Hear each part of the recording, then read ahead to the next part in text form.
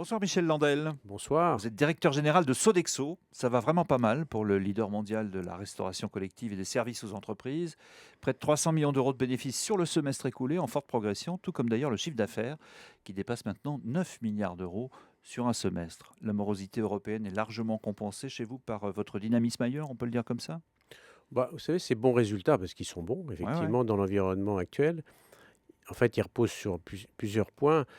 Premièrement, effectivement, notre position excellente dans les pays émergents dans lesquels on a investi depuis des années. On a du reste fait une acquisition de, au Brésil récemment, Porras do Brasil, on en pour Azo au parlera. Brésil exactement, mais aussi du fait de notre stratégie et de notre positionnement, on est passé d'être un opérateur de services, en particulier de la restauration. Oui, c'est ça. Maintenant, nous sommes un intégrateur, si vous voulez, de solutions, de services pour nos clients. On peut prendre un exemple là-dessus, parce Alors, que on peut vous prendre un avez exemple. récemment signé un contrat massif avec le lessivier néerlandais Unilever, 70 sites dans 15 pays d'Europe. Qu'est-ce que vous allez leur fournir comme prestation? C'est très varié.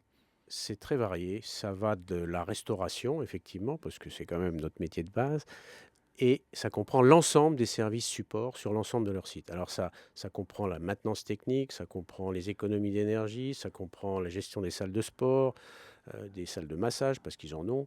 Ça comprend le nettoyage, ça comprend tous les services qui ne sont pas le métier De d'Unilever, Unilever.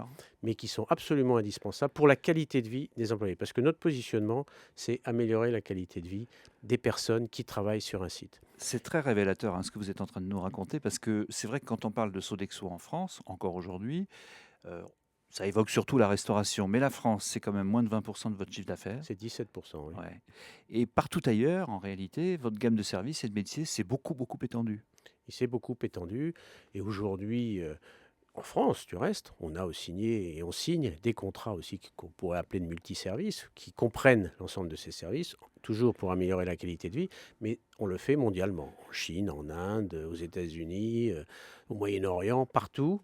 Nous approchons nos clients, nous travaillons avec eux pour imaginer des solutions. On peut, Vous accompagnez en au- réalité les entreprises. Aujourd'hui, si Mm. vous voulez, en Chine, pour vous donner un exemple sur avec un de nos très gros clients, la problématique de ce client, c'est quoi? C'est la fidélisation de ses employés. Donc, il nous a posé le problème en nous disant, comment vous, Sodexo, vous nous aidez à créer une offre qui soit attractive pour mes employés pour que justement Il on n'est pas envie de améliore le turnover. partir. Et du reste, une partie de notre rémunération est basée sur notre capacité à améliorer. Donc vous voyez, on est bien loin de la restauration. Il y a un exemple qu'il faut prendre, hein, c'est les États-Unis. 40% de votre chiffre d'affaires aujourd'hui, c'est quand même considérable. Mhm. Là, on peut dire que votre diversification est vraiment spectaculaire. Vous nourrissez les marines, vous exploitez, vous gérez des prisons, vous êtes présent dans les hôpitaux. Est-ce qu'on peut dire que c'est là, aux États-Unis, que ce grand mouvement d'externalisation des missions de Mhm. la part de l'État comme des entreprises est le plus développé aujourd'hui? Bah, écoutez, curieusement, ça vient des anglo-saxons. Ouais. Ça a démarré en Angleterre. Voilà. Les Anglais sont très en avance. Les Américains, effectivement, sont très en avance. On a beaucoup appris aux États-Unis à la suite de nos investissements dans les années 80, ensuite le rachat de Marriott dans les années 90. Et on a maintenant, effectivement, sur le marché américain, une présence extrêmement importante, par exemple, dans les hôpitaux, hein, où on fournit l'ensemble des services. La problématique des hôpitaux américains, c'est quoi? C'est l'attractivité pour attirer du personnel Oui, parce que médical tout le et business aussi, est privé là-bas. Ouais. tout est privé, et aussi, effectivement, la satisfaction des patients. On est mesuré sur des critères très très précis, on est payé en fonction de notre efficacité. Donc, vous voyez que effectivement, le marché a évolué. C'est pareil dans les écoles. Avec tout ça, vous avez chez Sodexo des restaurateurs, des jardiniers, des blanchisseurs, des électriciens, des hôtesses, Voilà. en tout près de 400 000 salariés dans 80 pays. Est-ce qu'il y a une limite à ça ou pas du tout? Ou est-ce qu'on peut gérer ce paquebot qui est devenu Sodexo de la même façon? En fait, on est presque 420 000. Mhm. Effectivement, on grandit très vite. Vous savez, il y a un secret dans notre métier, c'est qu'on est un métier très local. Donc, on est très décentralisé Ah, c'est ça. et on a des structures qui sont très, très plates. Et on donne de l'autorité Beaucoup de délégations, à notre quoi. gérant de site, Mhm. hein, parce que les gérants et les gérantes de ces sites, elles doivent avoir la capacité de prendre des décisions à l'intérieur d'un cadre qui sont les politiques et les process de Sodexo. Mais en dehors de ce cadre-là, elles ont des responsabilités pour effectivement gérer leurs affaires. Je reviens un instant sur la France. Avec ce développement rapide, vous êtes quand même un grand recruteur. Je crois que vous embauchez 5000 personnes cette année en France.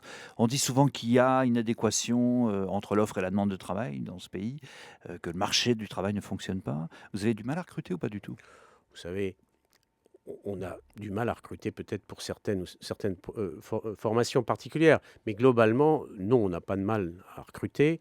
On est, vous savez, on est un métier de femmes et d'hommes.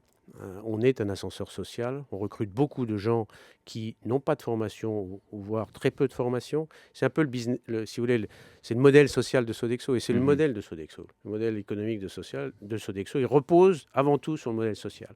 On est un ascenseur social, on crée des emplois, on développe les gens, on leur donne la possibilité de progresser et de grandir dans une entreprise, mais aussi sur le plan personnel.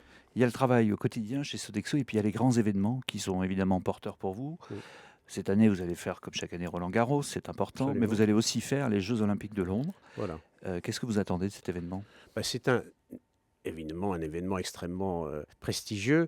D'abord, c'est un événement qui va permettre de démontrer au monde que Sodexo, c'est bien plus que juste de la restauration, Bah mais oui. c'est vraiment une entreprise qui crée, avec les organisateurs des Jeux Olympiques, une ambiance, un environnement pour accueillir et pour faire en sorte que les gens qui viennent assister à ces Jeux Olympiques, eh bien, ils aient l'expérience unique de leur vie. Mhm.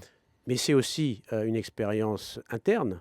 C'est 5000 collaborateurs de Sodexo qui commencent déjà à travailler, qui vont travailler pendant plusieurs mois, qui vont s'engager. C'est extrêmement motivant pour ces Mhm. équipes. Donc Et pour la marque, une vitrine et pour formidable. la marque, évidemment, c'est une vitrine formidable. Merci beaucoup, Michel Landel. Merci à vous.